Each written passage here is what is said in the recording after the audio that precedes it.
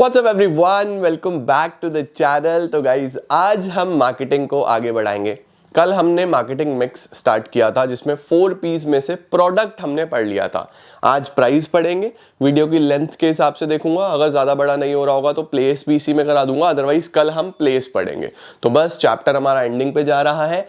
हम लोग as per schedule सारी चीजें पढ़ते आ रहे हैं और बिजनेस स्टडीज हमारा ऑलमोस्ट कंप्लीट है। तो चलिए जल्दी से शुरू करते हैं और इस लास्ट बचे हुए टॉपिक को समाप्त करते हैं। चलिए लेट्स बिगिन।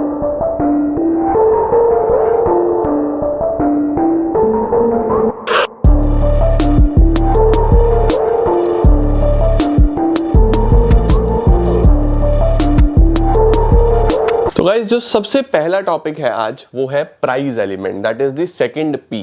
देखो price is one of the most important element, क्योंकि हमारा जो इंडियन मार्केट है ना वो बहुत ही प्राइस सेंसिटिव है। हमारा इंडियन कस्टमर 2 रुपए पे लड़ाई कर लेता है अगर कहीं पे सस्ता पड़ रहा है उसको प्रोडक्ट। तो आपको ध्यान रखना है कि जब भी आप मार्केटिंग कर रहे हो, जब भी आप अपने प्रोडक्ट का प्राइस डिसाइड कर रहे हो, तो this is one of the most important factor जिसका आपको ध्यान रखना है ना। तो प्राइस देखो क्या है, price is defined as the amount of money paid by a buyer, जो बायर आपको पैसा देगा in consideration of the purchase of a product और अ सर्विस, जो आपने उसने आपसे क्या खरीदा है, प्रोडक्ट खरीदा है या सर्विस खरीदी है उसके बदले में। ठीक है, it is crucial element of the marketing mix, बहुत इंपॉर्टेंट एलिमेंट है मार्केटिंग मिक्स का, क्योंकि customer is very sensitive to this element. Little variation में shift your customer to the competitors product. अगर हल्का सा भी उसको वेरिएशन मिला ना तो वो शिफ्ट कर जाएगा आपके कॉम्पिटिटर के ऊपर। ठीक है, price is normally expressed in monetary terms, price normally money की टर्म्स में होता है, लेकिन प्राइस अलग अलग जगह अलग अलग नामों से जाना जाता है। जैसे price for the road is toll, road के लिए टोल बोलते हैं, जॉब के लिए सैलरी बोलते हैं, एजुकेशन के लिए फीस बोलते हैं, अपार्टमेंट के लिए रेंट बोलते हैं। तो अलग अलग जगह पे ना अलग अलग नाम से प्राइस चार्ज किया जाता है सब में प्राइस ही। ओके अच्छा सर, देखो आगे क्या होता है, प्राइस मिक्स क्या होता है। अब देखो प्रोडक्ट मिक्स क्या था, अलग अलग इंपॉर्टेंट डिसीजंस प्रोडक्ट से रिलेटेड। प्राइस मिक्स होता है अलग अलग इंपॉर्टेंट डिसीजंस प्राइस से रिलेटेड। तो क्या लिखा है, it refers to the important decisions relating to fixing of the price for a commodity. These decisions can be related to competitor का price, decision related to demand, fixing cost etcetera. ठीक है, अब आता है सबसे important topic, factors to be kept in mind while fixing the price. अगर मुझे price fix करना है तो मुझे अपने दिमाग में क्या क्या रखना होगा। तो देखो बच्चे, अगर मुझे प्राइस फिक्स करना है तो मेरे दिमाग में बहुत सारे फैक्टर्स होंगे। सपोज मैंने कोई क्लोथिंग ब्रांड शुरू करा और मैंने कहा मैं इस तरीके की टी शर्ट्स बनाऊंगा, तो मुझे उसका प्राइस डिसाइड करना है। अब मैं प्राइस डिसाइड करते टाइम ये चीजें ध्यान रखूंगा। सबसे पहले प्राइसिंग ऑब्जेक्टिव। ऑब्जेक्टिव का मतलब होता है मेरा उद्देश्य क्या है। मैंने एक ब्रांड शुरू करा तो मेरे माइंड में कोई ना कोई गोल, कोई ना कोई ऑब्जेक्टिव, कोई ना कोई पर्पस तो होगा। क्या पर्पस है मेरे दिमाग में? नंबर 1, क्या मैं मार्केट लीडरशिप चाहता हूं, क्या मैं सरवाइव करना चाहता हूं, या मैं क्वालिटी लीडरशिप चाहता हूं। देखो 3 चीजें हैं। मार्केट शेयर का क्या मतलब होता है कि मैं पहले पूरा बाजार कैप्चर करना चाहता हूं। मैं ये चाहता हूं कि पूरे बाजार में लोग सिर्फ मेरी ही टी शर्ट्स पहने और किसी की टी शर्ट्स ना पहने। तो ये कैसे पॉसिबल है? जैसे जियो ने किया, इसमें आप जियो का एग्जांपल लिख सकते हो एग्जामिनेशन में। जियो ने क्या करा, जब जियो नया आया तो जियो ने अपने SIM free of cost provide करे, internet free of cost provide करा, हर घर में जियो पहुंच गया, पूरा मार्केट कैप्चर कर लिया। पूरा मार्केट कैप्चर करने के बाद फिर वो पैसा चार्ज करने लगे, बाद में पैसा भी बना लिया। अब आप देखो जियो सिनेमा क्या कर रहा है, फ्री में वर्ल्ड कप दिखाएंगे, फ्री में आईपीएल दिखाएंगे। उससे क्या हो रहा है, जो उनका कॉम्पिटिटर है हॉटस्टार, जो पहले पैसे लेता था सब्सक्रिप्शन के, अब वो परेशान हो रहा है क्योंकि लोग जियो सिनेमा की तरफ जा रहे हैं क्योंकि अब फ्री में मिल रहा है। तो जियो क्या करता है, जियो पहले मार्केट शेयर कैप्चर करता है। मार्केट शेयर जब कैप्चर हो जाता है, जब बाकी कॉम्पिटिटर सब मर जाते हैं, खत्म हो जाते हैं, फिर पैसा चार्ज करने लगता है क्योंकि लोगों के पास कोई ऑप्शन नहीं है। देख रहे हो हाउ स्मार्ट।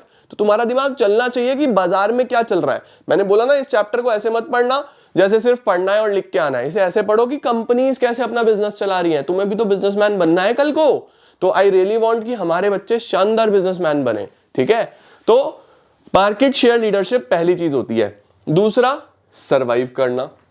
अगर आप सिर्फ सरवाइव करना चाहते हो, आप ये चाहते हो कि हम नया बिजनेस है, अभी मैं चाहता हूं कि मेरी टी शर्ट का ब्रांड सरवाइव कर जाए। सरवाइव करने का मतलब है कि बस खर्चे निकल जाए। खर्चे निकालने के लिए मैं कम से कम कॉस्ट पे देने की कोशिश करूंगा, अच्छे अच्छे ऑफर्स दूंगा ताकि मैं सरवाइव कर पाऊं, राइट। और तीसरा होता है product quality leadership. Quality leadership क्या होती है? क्वालिटी लीडरशिप ये बोलती है कि भैया देखो ऐसा है, हम तो गुड क्वालिटी बनाएंगे, मैंने सोच लिया भाई देखो बाजार में टी शर्ट्स हैं, हल्की हल्की टी शर्ट्स हैं, किसी का कलर उड़ जाता है, कोई 2-3 बार पहन के खराब हो जाती है, मुझे देनी है गुड क्वालिटी, मुझे टी शर्ट देनी है कम से कम 240 GSM की, ठीक है, बहुत शानदार दूंगा मैं, तो मजा आएगा, जो लेगा मेरे से वो दोबारा आएगा कि हाँ यार मजा आ गया। तो मैं इस तरीके से गुड क्वालिटी लीडरशिप भी मेरा ऑब्जेक्टिव हो सकता है, सही है। तो प्राइस सेट करते हुए पहले आपको देखना है कि आपका ऑब्जेक्टिव क्या है, क्या आप मार्केट शेयर कैप्चर करना चाहते हो, क्या आप सर्वाइव करना चाहते हो कॉम्पिटिटिव मार्केट में, या आप प्रोडक्ट क्वालिटी लीडरशिप चाहते हो, ठीक है। दूसरा आता है बच्चों production cost. Sir what is production cost? देखो दूसरा आता है कि अगर मैं टी शर्ट्स बना रहा हूं तो मेरी टी शर्ट पे खर्चा कितना आ रहा है। देखो मुझे खर्चा तो निकालना ही है ना, मैं जब भी प्राइस सेट करूंगा तो मेरे दिमाग में ये होगा कि मुझे इसका खर्चा निकालना है, मुझे कम से कम लेबर कॉस्ट निकाल लूं, मटेरियल कॉस्ट निकाल लूं, ओवरहेड्स निकाल लूं, मैं अपने सारे खर्चे निकाल लूं। जब मैं खर्चे निकाल लूंगा तो उस हिसाब से प्राइस डिसाइड करूंगा। मुझे लगा मुझे टी शर्ट 600 रुपए की पड़ रही है, तो मुझे अब 600 तो चाहिए ही चाहिए, उसके ऊपर मैं ऑब्जेक्टिव सोच सकता हूं कि मुझे मार्केट शेयर कैप्चर करना है क्या, या कॉम्पिटिटिव मार्केट में सर्वाइव करना है, या क्वालिटी लीडरशिप चाहिए, तो मैं उस हिसाब से प्राइस डिसाइड कर सकता हूं। तो दिमाग में रखना है पहले मेरा खर्चा निकल जाए, फिर मेरा ऑब्जेक्टिव क्या है उसका भी ध्यान रखना है। तीसरा क्या आता है बच्चों, कस्टमर का डिमांड एंड यूटिलिटी। देखो कस्टमर का डिमांड एंड यूटिलिटी होता है कि आपका प्रोडक्ट कितना डिमांड में है। अगर आपके प्रोडक्ट की हाई डिमांड है, जैसे एप्पल करता है, आईफोन नया आया नहीं कि लोगों ने डिमांड करना शुरू कर दिया, तो एप्पल क्या करता है, प्राइस हाई रखता है, महंगा भी बिकता है। क्यों बिकता है? क्योंकि उसकी डिमांड बहुत है। Similarly utility, what is the meaning of utility? Satisfaction, कि आपका प्रोडक्ट कस्टमर को कितना सेटिस्फैक्शन दे रहा है। अगर आपका प्रोडक्ट कस्टमर को अच्छा खूब सेटिस्फैक्शन दे रहा है तो कस्टमर उसको खरीदेगा, चाहे वो सस्ता हो चाहे वो महंगा हो, कस्टमर खरीदेगा क्योंकि कस्टमर इज हैप्पी। तो ध्यान रखेंगे बेटा जी, जो यूटिलिटी है और जो डिमांड है उसका खास ध्यान रखना है कि आपका प्रोडक्ट कस्टमर को कितनी सेटिस्फैक्शन प्रोवाइड कर रहा है। This is very very very important. अगर आपके प्रोडक्ट की डिमांड बहुत है, अगर आपके प्रोडक्ट का यूटिलिटी अच्छा आ रहा है, तो उस सिनेरियो में बेटा जी ऑलवेज रिमेंबर कि हमें प्रोडक्ट को किसी भी प्राइस पे चार्ज कर सकते हैं, प्रोडक्ट बिकेगा क्योंकि डिमांड बहुत है, सेटिस्फैक्शन बहुत है कस्टमर को। देखो क्या लिखा हुआ है, if the demand for a product is inelastic. Inelastic का क्या मतलब होता है? चेंज नहीं होती।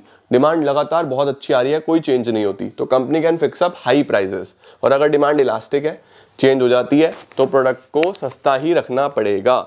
यूटिलिटी लो है, लो का मतलब मजा नहीं आ रहा कस्टमर को, तो आप हाई प्राइस चार्ज नहीं कर सकते। वहीं यूटिलिटी हाई है तो आप उस सिनेरियो में हाई प्राइस भी चार्ज कर सकते हो, ठीक है। प्राइस वाला मैंने पढ़ाया था क्या, कॉस्ट आपको कवर करनी है, फिक्स कॉस्ट भी वेरिएबल कॉस्ट भी। फिक्स कॉस्ट कौन सी होती है?